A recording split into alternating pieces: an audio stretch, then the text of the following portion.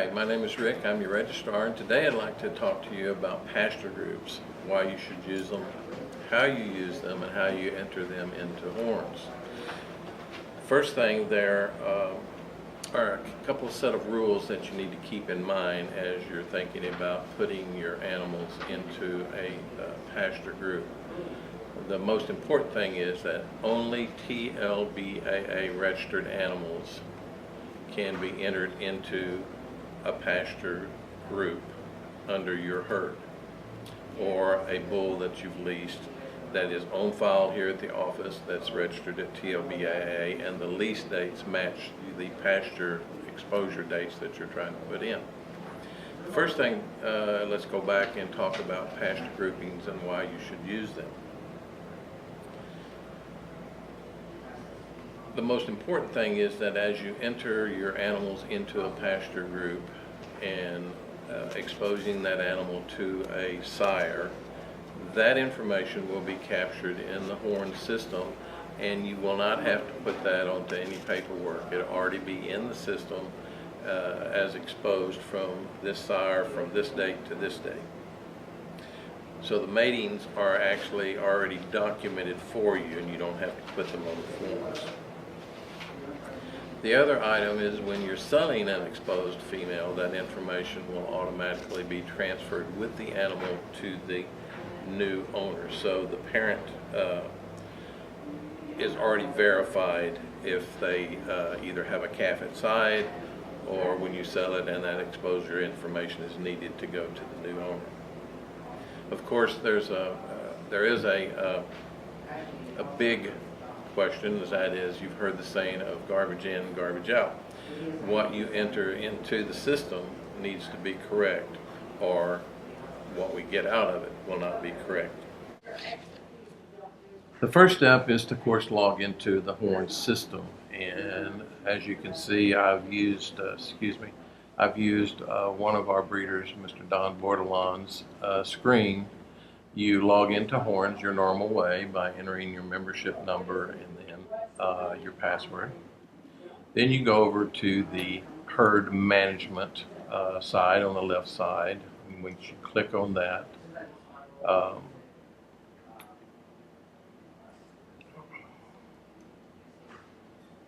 the pasture groupings will be the first button underneath your herd management, and you click on pasture groups.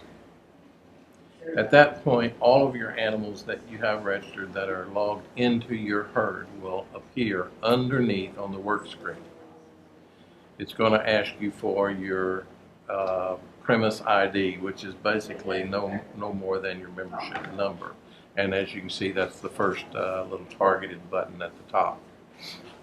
At this point, once you put in your membership number, let's talk about the pasture groupings and the numbering or naming of your pasture groups. That way the system will know which animals are in which pasture or trout or range, whatever you want to call it, by that particular identifier, which can be either a number or a name. Once you move an animal into a pasture group, you can't really move that animal out back into your herd. It stays there. The way the programmer and the office has worked out to satisfy that problem is to first name your ranch or your farm or whatever you go by as the number one pasture grouping. Either you can call it your ranch name, you can list it as a number, whatever. But that will then put all of your animals into this first pasture.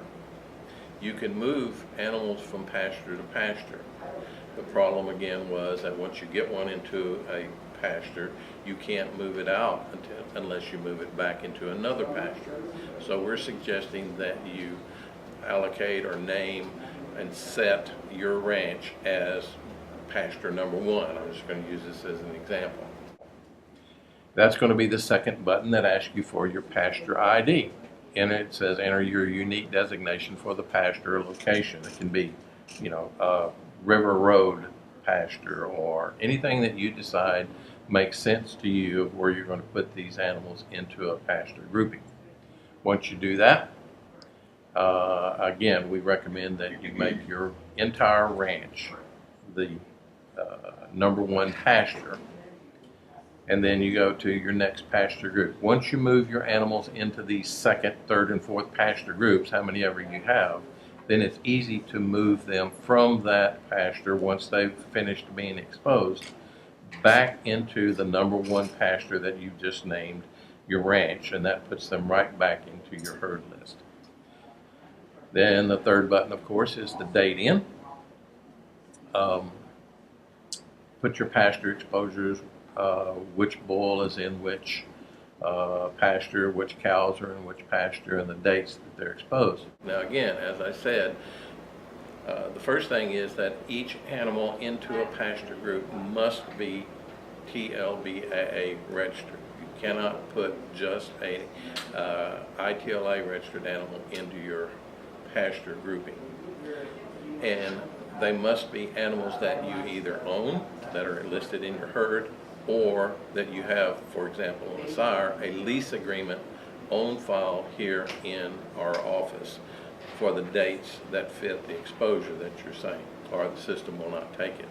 So again, if you have a sire, you've leased him from your buddy, and you're going to expose them from October to December, that lease agreement that we have on file and that we've entered into the system must match those exposure dates. Once you do that, you simply come down excuse me, to the animal in your list that you want to move into a pasture grouping. Use the column that's highlighted there that says select. You select that, and then you enter the information in the next column, the current pasture day in, and so forth. And that's very simple. You just fill that form out. Then you come down to the bottom and you save the updates. That then moves that animal into the pasture group that you've told it you wanted to go into. And it also updates automatically, and it's already committed into the system of who they're exposed to. So you don't have to keep record of that. That will be in the animal's file if you ever need to pull it back up. And that's basically how you enter pasture groups. It's fairly simple, fairly and straightforward. Again, two things to remember is you have to own the animal, and they have to be registered in the TLBAA registry, or you have to have a TLBAA registered sire that you have a lease agreement on. The system will not take it any other way. So again, remember that we recommend that you make your ranch or your farm the number one pasture.